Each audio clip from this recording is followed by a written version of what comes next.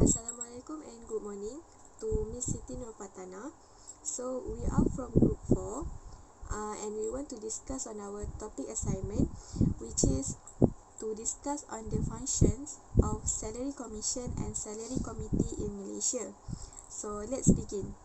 My name is NURIN AFRINA and the second presenter is Nur Muhammad Syaffi, followed by one Irsyad HAKIM, Siti KHADIJAH, and lastly Nur ATHIRAH. Bismillahirrahmanirrahim. Okay, so for the introduction, prior to 1976, the Salary Commission was responsible to reviewing the salary scheme and to make recommendation to the government at that particular of time. So during 1976, the arrangement was changed, where the Salary Commission was changed to the Cabinet Committee in order to review the salary of public employees. This committee is actually response to the problem and then solve the issues related to the salary of the public employees. Actually, Salaries Commission was a legacy from a British colonial administration when we were colonized prior to 1957.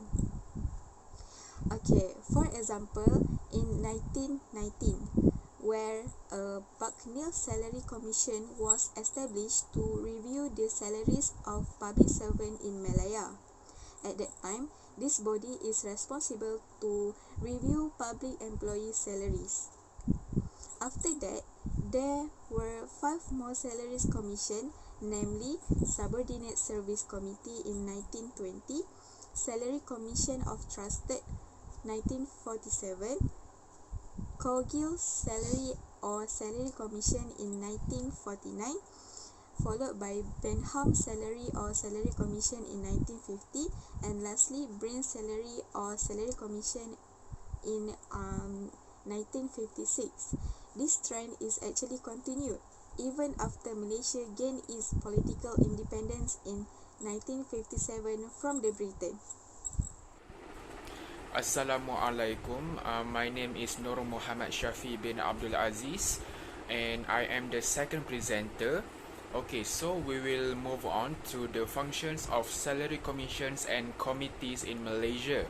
Okay, so the salary commissions are named after the chairman of each commission, usually have specific goals such as reviewing and making recommendations to address those problems related to the salary of public employees. So the salary commissions were replaced by the Cabinet Committee in 1976 to address matters relating to the remuneration of the public employees. Okay, so one of the key distinctions between the defunct salary commissions and the current Cabinet Committee is that the review process of public employees salaries is no longer carried out independently under the new committee. Okay, so one of the functions of the salary commissions and committees in Malaysia is to review salaries and other terms and conditions of service in public sector. Okay, so it is to ensure that they can make any changes or come up with new ideas in order to safeguard the welfare and rights of public employees. So, for example, the Aziz Royal Salary Commission was set up in 1971 to revise the salary schemes and other conditions of service for federal and high court judges. So, to ensure that everything is according to the qualifications and privileges that must be earned by the judges, it is to review back all the salaries and other conditions for their service. Okay, so it is also one of the way for them to avoid corruption. Thus, the Judges Remuneration Act 1971 was implemented. And the other example is the Aziz Royal Salary Commission for teachers also was set up in reaction to the strike by teachers, protesting against the unequal housing and medical benefits they received that was distinct to other public employees. Okay, so in 1976, the Salaries Commission was replaced by the Cabinet Committee to review and tackle problems regarding the salaries and terms and conditions of the public employments. So, the first thing that they did was the Cabinet Committee during Dr. Mahathir Mohamad, the then Deputy Prime Minister, chaired the first Cabinet Committee to review the recommendation made by the Ibrahim Ali Royal Salary Commission. After reviewing, the government rejected the Ibrahim Ali report based on the recommendation made by the Cabinet Committee and subsequently adopted a report known as Laporan Jawatan Kuasa Kabinet or Cabinet Committee Report CCR, which was implemented in 1976. So, the current committee for salaries and terms and conditions for public employment in Malaysia is the Jabatan Perkhidmatan Awam JPA, or also known as Public Service Department. Assalamualaikum and hi. My name is HAKIM bin Jamal Abdul Nasir, and I will be presenting to you guys the second function of Salaries Commission and Committee in Malaysia. So, the second function of Salaries Committee and Committee in Malaysia is to make recommendation and implement new remuneration system for the public service. So, as we know, salaries committees and commission in Malaysia are accountable in determining the best salary and remuneration system for the people. So we look in year 1992, where the second cabinet committee that been led by Tun Dr. Mahathir Mohamad has established new remuneration system, or also known as NRS. One of the important features of NRS is the metric salary implementation towards the public service employees. Metric salary system are the model on how the salary should be paid to the employees according to their performance. This system will be implemented and carried out by the Public Service Department towards the public employees. So, in order to enhance the remuneration system, the new appraisal system has been introduced. The main objective of the new appraisal system is to ensure that employees are efficient, professional, and can meet the government standards. So basically, in the new appraisal system, there are a standard format of annual performance appraisal being used among the government agencies, which include elements such as output, knowledge, expertise, skills, personal quality, and contribution to society. And the last one is informal activities. Basically, in the new remuneration system, the public servants has been categorized into three, which are premier grade, managerial and professional group, and the last one is supporting group. The new remuneration system was implemented around 10 years before the government introduced a new system named Malaysian Remuneration System.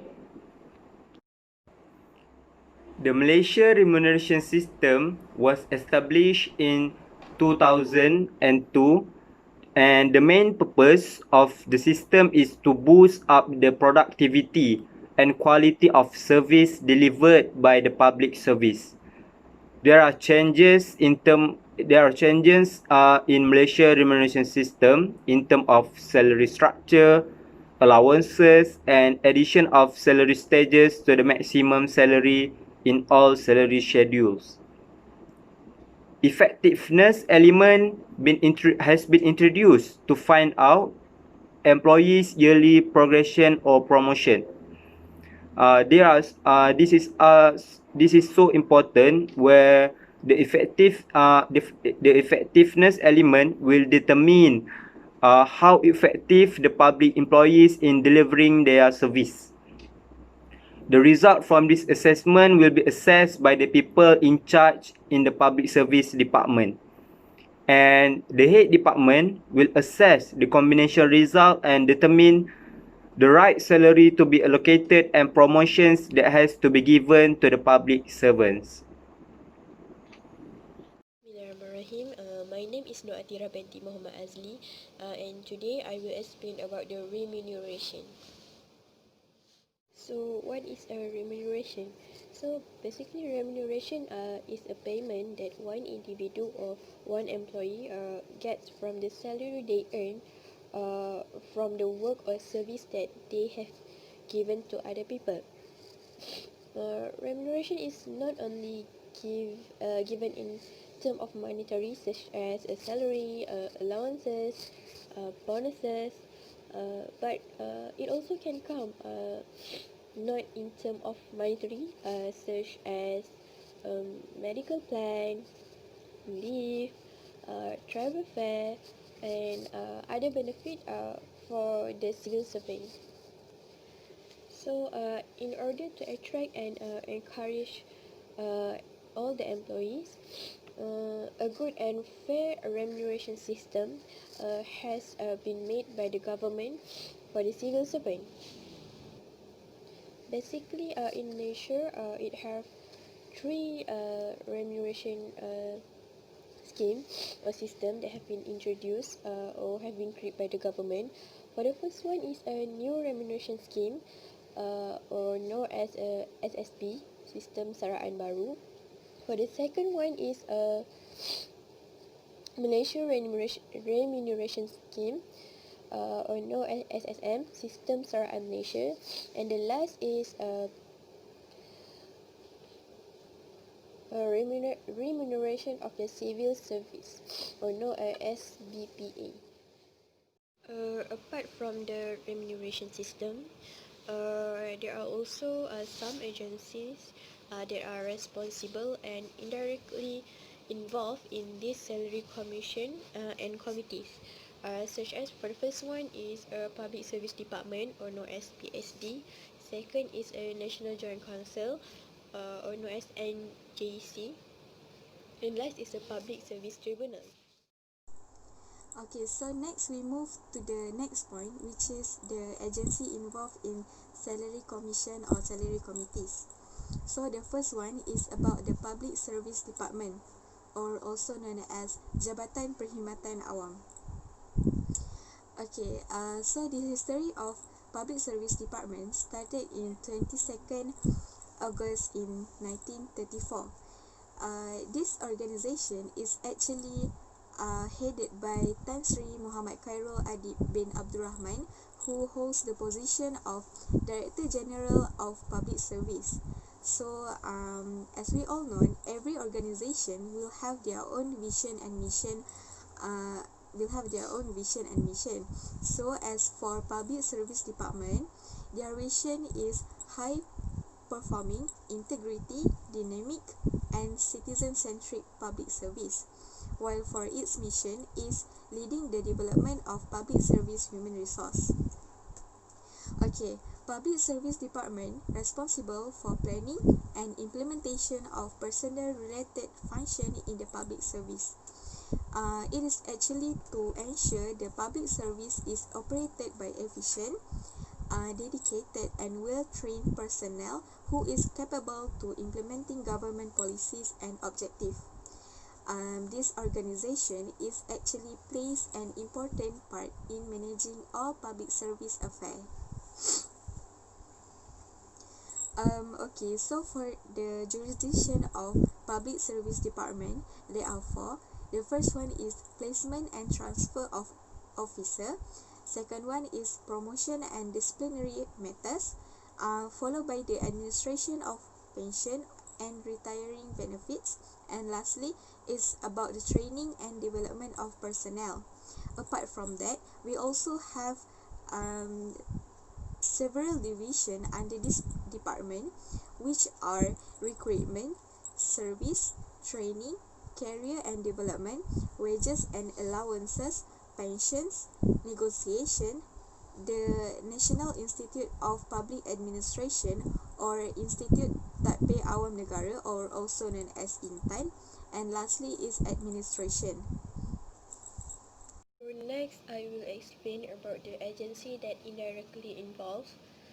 So for the first one is the National Joint Council, or known as NJC. So in the year 1973, the National Joint Council has been set up.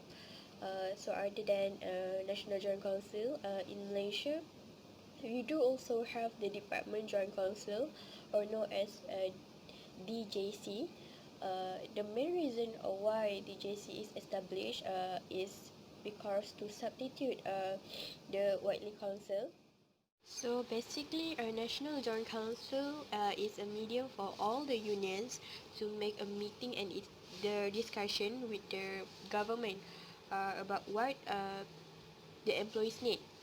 So it same goes to the Department Joint Council, where the main function is to be a medium where all the employees are given the opportunity to give their opinion, as well it will be a channel for them to communicate with the management. In the meantime, employees can also provide a thoughtful idea to improve and make an organization be better. So the differences between the National Joint Council and also the Department Joint Council is National Joint Council to consult and share data relating to salary, recompenses and other benefit to the employee in the public sector. But for the Department Joint Council, the item that involved is basically stuff that related to the efficiency of the workers itself. At first, the member of the council, where is the National Joint Council, has the authority to consult with the government, but in year 1979, that authority have been revoked. So now, we can see that the function of the council is being seen as a medium of a communication between the employees and also the government, where it is only to receive a feedback from employees only. Unlike before, they can negotiate in terms of salary and about the other benefit for the employee. Next, I will explain about the Public Service Tribunal. So in Malaysia, Public Service Tribunal have been established in 1977. So according to the law teacher, tribunals are one body that is outside the jurisdiction of the court, but they have the power to make a decision for people. The establishment of the Public Service Tribunal in Malaysia is the main reason is to resolve any problem that related to the peculiarities that occur in the implementation of the Cabinet Committee Report, or known as CCR. So the peculiarities that arise in terms of salary and a condition of service, it can be the example of how a matter can be brought to the tribunal. So other than that, when the PSD, which is the Public Service Department, refuse to hear an employee claim about the Cabinet Committee report, which is the CCR, that have been wrongly implemented. So in this situation, it can be brought to the tribunal. So the cases that Public Service Tribunal handle is, for example, in year 1978 until year 1996, there are 380 cases where the case is related to the peculiarities under the CCR, and for the year 1993 until year 1990, the case is around 123, which is the case is related to the new remuneration scheme, or known as SSB. Hi everyone, my name is Siti KHADIJAH and I will present about the remuneration scheme applied to the civil servant from then and until now. Firstly is new remuneration scheme, NRS. This scheme was introduced in 1992. Through this scheme, it introduced to the principle of wages based on the performance of an employee. In order to make this scheme, the Cabinet Special Committee on Public Sector Salary 1991 has reviewed the system.